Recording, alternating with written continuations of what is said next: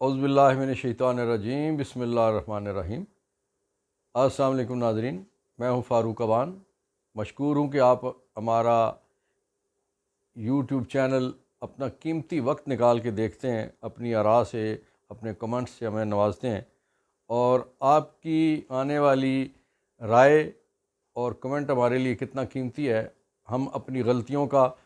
اور اپنی کمی بیشی کا اس سے آپ کی آنے والی جو آراء ہوتی ہیں اس کی وجہ سے ہم اپنا احتساب کرتے ہیں۔ بہت شکریہ کہ آپ اس سلسلے میں ہماری رہنمائی فرما رہے ہیں۔ ناظرین، آج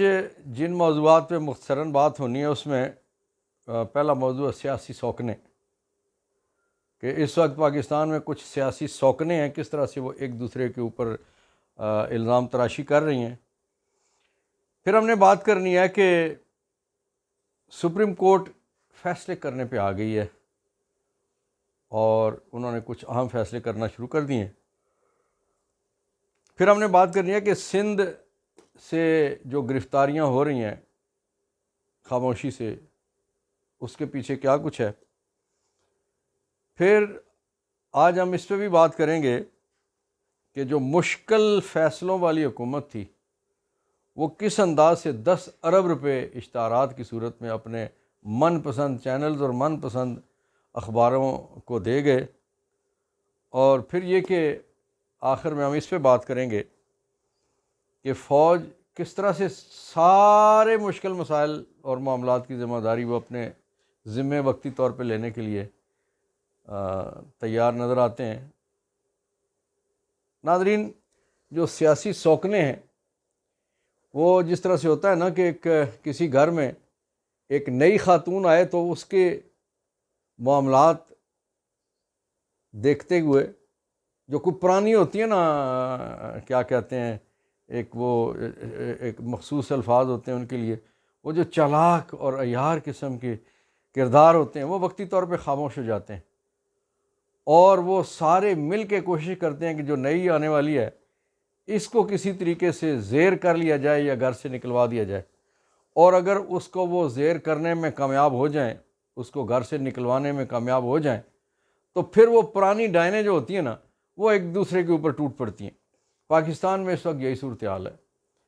نون لیگ نے کہا، عرفان صدیقی صاحب نے کہا اور بہت سارے لوگوں نے کہا کہ جی جو ہمارے ساتھ 13 جماعتیں تھیں اقتدار کے مزے تو وہ سارے کے سارے لیتے رہے، اس لیے اسے نہیں کہا جا سکتا کہ یہ نون لیگ کی حکومت تھی، یہ تو پی ڈی ایم کی حکومت تھی اور اتحادی حکومت تھی۔ پیپلز پارٹی نے کہا ہمارے پاس تو چند وزارتیں تھیں، قوت فیصلہ تو وزیر اعظم کے پاس تھی اور وزیر اعظم ہدایات لیتے تھے لندن سے، تو اس لیے جو کچھ کیا درا جو خوبی خامی ہے ہمارے حصے میں بہت تھوڑا ہوتا ہے، اس سارے کا ذمہ جو ہے وہ نون لیگ پہ آتا ہے۔ فضل الرحمان صاحب نے مزید زبردست بات کی ہے۔ انہوں نے پہلے تو نون لیگ پہ انہوں نے پچھلے دنوں میں ناراضگی کا اظہار کیا تھا جب ان سے مشاورت نہیں کی جا رہی تھی نئے نگران کے لیے، تو اب انہوں نے یہ کہا ہے کہ جو الیکشن نہیں ہوئے اس کی ذمہ داری پیپلز پارٹی کی ہے، اور ان کا کہنا یہ ہے کہ پیپلز پارٹی نے سندھ کی حکومت بچانے کے لیے الیکشن کی راہ میں روڑے اٹکائے، جس کی وجہ سے الیکشن نہیں ہوئے اور پی ڈی ایم اقتدار میں طول لے گئی، اور اس طول نے ذلیل کر کے رکھ دیا، خوار کر کے رکھ دیا۔ وہ مہنگائی جس کے بہانے سے ہم یہاں آئے تھے وہ مہنگائی تو پیچھے رہ گئی، بہت پیچھے رہے۔ وہ تو بہت سست پائی اس وقت نظر آتی ہے کہ 150 والا اس وقت جو پیٹرول جس میں ہم کہتے تھے مہنگا ہے اب تو 300 پلس ہو گیا ہے، 199 والا ڈالر اس وقت 3.25 پہ چلا گیا ہے، اور چینی 55-60 والی جو ہے وہ اس وقت 300 کے قریب چلی گئی ہے۔ تو وہ فضل الرحمان صاحب کا کہنا یہ ہے کہ اگر بر وقت الیکشن میں چلے جاتے اور پیپلز پارٹی گمراہ نہ کرتی، پیپلز پارٹی بدراہ نہ کرتی، پیپلز پارٹی سندھ حکومت بچانے کے لیے اگر باقی ساتھیوں کو ان کے مشورے پہ چل پڑتی اور الیکشن میں چلے جاتے تو آج یہ برے دن نہ دیکھنے پڑتے۔ اب ظاہر ہے پیپلز پارٹی کیسے خاموش رہ سکتی تھی۔ پیپلز پارٹی نے انہوں نے بالکل ترکی و ترکی جواب دیا مولانا کو۔ انہوں نے کہا کہ مولانا آپ 4 وزارتیں لے کے تو موج میلہ کر رہے تھے، اس وقت آپ کی ٹون ہی اور تھی، اس کا وقت آپ کا لب و لہجہ، گفتگو، جلسے جلوس اور احتجاج اور ساری چیزیں اور تھیں۔ اور سپریم کورٹ نے جب فیصلہ کیا تو آپ اگلے دن لٹھ برداروں کے ساتھ سب کو ساتھ لے کے سپریم کورٹ پہ حملہ بھی ہوئے اور گیٹ کے آگے آپ نے جلسے ریلیاں اور سارا کچھ کیا. تو آج آپ ہمارے ذمے یہ سارا کچھ ڈال رہے ہیں کہ ہماری غلطی کی وجہ سے الیکشن. انہوں نے کہا کہ جن لوگوں کے پاس الیکشن کے لیے امیدوار ہی نہیں تھے وہ لوگ الیکشن سے بھاگ رہے تھے. اب دوستو بنیادی بات یہ ہے کہ جو یہ حکومت 16 ماہ کی تھی، عمران خان صاحب نے اس وقت کہا تھا، انہوں نے کہا کہ میں سیاست کے اندر، حکومت کے اندر تمہارے لیے کم خطرناک ہوں، حکومت سے نکلوں گا زیادہ خطرناک ہوں گا. نکل گئے، خطرناک ہوئے. انہوں نے کہا کہ میں باہر گھومتا تمہارے لیے کم خطرناک ہوں، جیل میں ڈالو گے تو میں اور زیادہ خطرناک ہوں گا. اور عملاً اس وقت صورتحال یہ ہے کہ جتنے دنیا بھر نے سروے کروائے، اور سیاسی جماعتوں نے خود بھی اور اسٹیبلشمنٹ نے بھی جتنے سروے کروائے، اس میں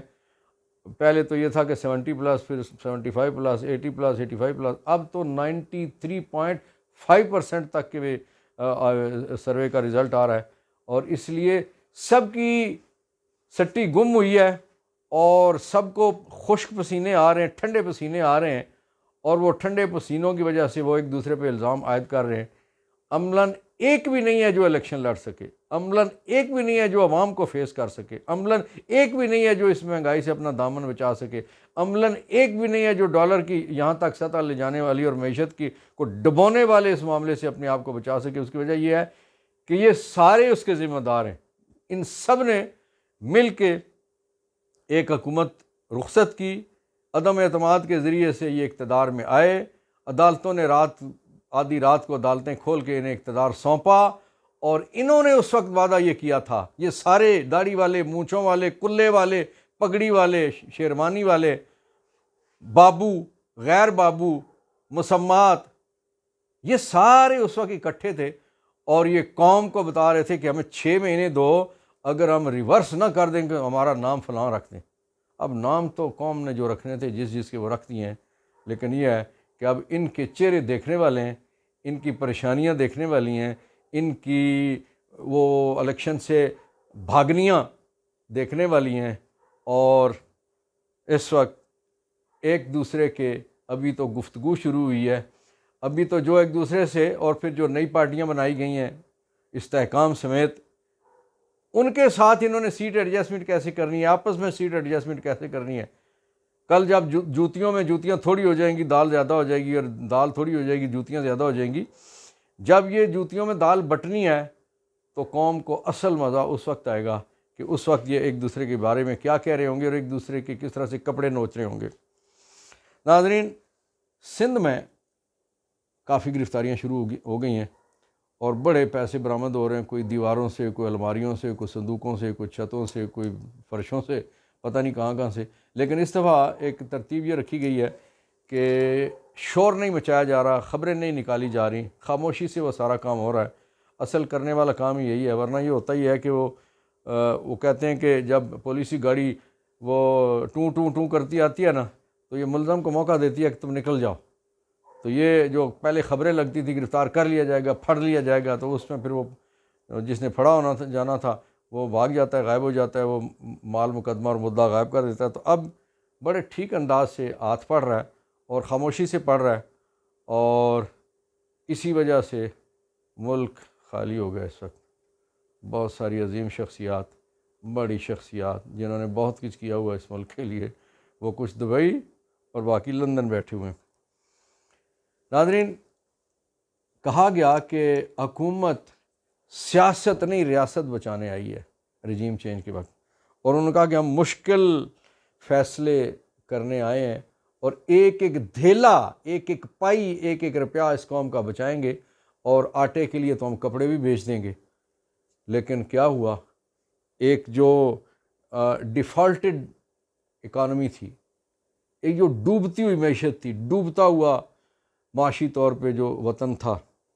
اس پہ شہباز شریف کی حکومت نے 10 ارب روپے کے اشتہارات اپنے لوگوں کو دیے، اپنے من پسند چینلز کو دیے، من پسند اخبار کو دیے، اور وہ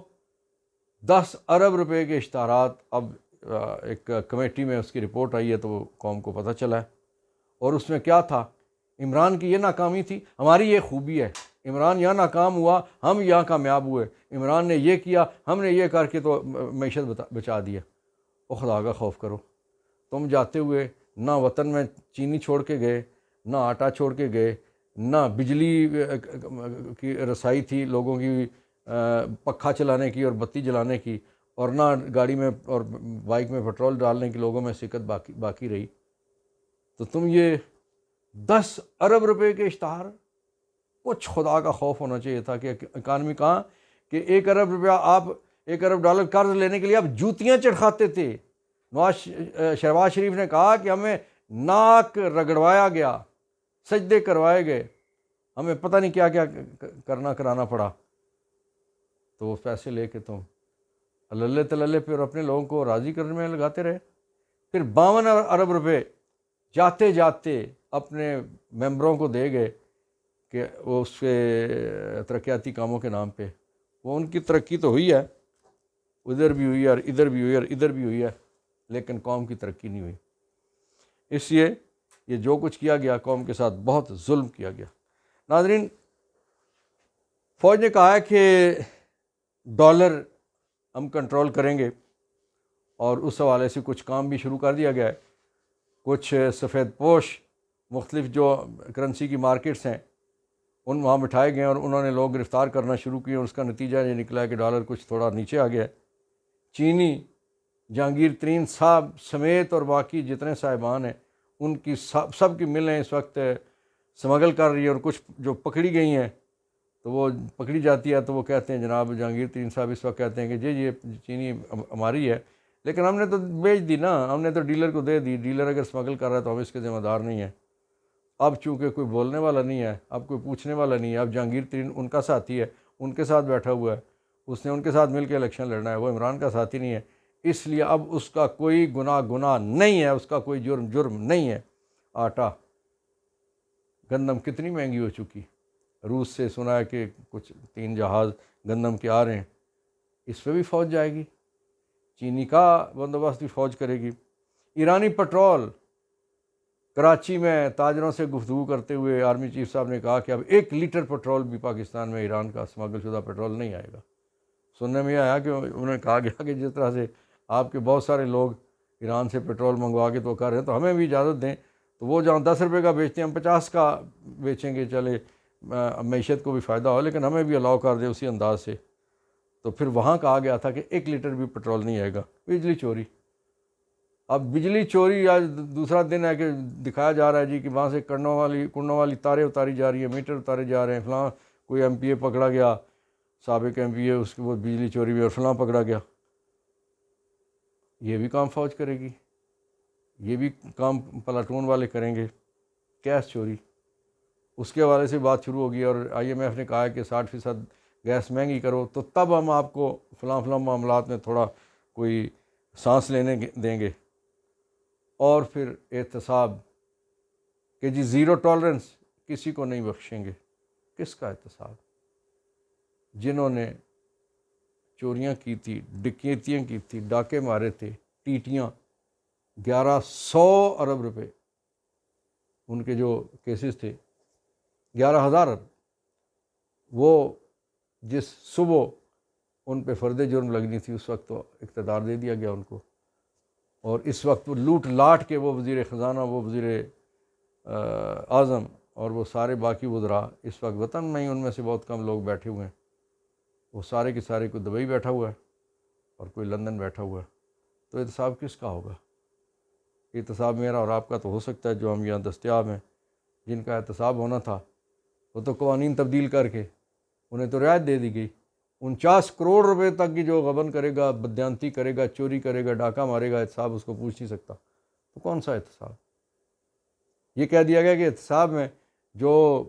باہر سے آنے والی رقم ہے، مال ہے، وہ اس کے حوالے سے تو احتساب پوچھ نہیں سکتا۔ باہر کے جو ثبوت ہیں وہ پوچھ نہیں سکتا، ظاہر ہے سارے ثبوت ایسے تھے، ساری رقم ایسی تھی، تو اس لیے بھائی احتساب والی بات کوئی نہیں۔ اور سارے کام میری پیاری فوج اگر اپنے ذمہ لے لے گی تو کل اللہ نہ کرے مثلا ایک یونٹ لگی ہوگی چینی پکڑنے کے لیے، دوسری لگی ہوگی بجلی چوری پکڑنے کے لیے، تیسری ہوگی کھاد، اگلے دنوں ظاہر ہے گندم کی بوائی کا سیزن شروع ہو رہا ہے، کھاد اسمگلنگ پکڑنے کے لیے اس سے اگلی لگی ہوگی، بجلی کے کنڈے اتارنے کے لیے اس سے اگلی لگی ہوگی، گیس پائپ لائن چیک کرنے کے لیے۔ تو یہ خدا نہ خواستہ اگر کسی جگہ کوئی شغل کرتا ہے کوئی ہمارا کوئی پڑوسی،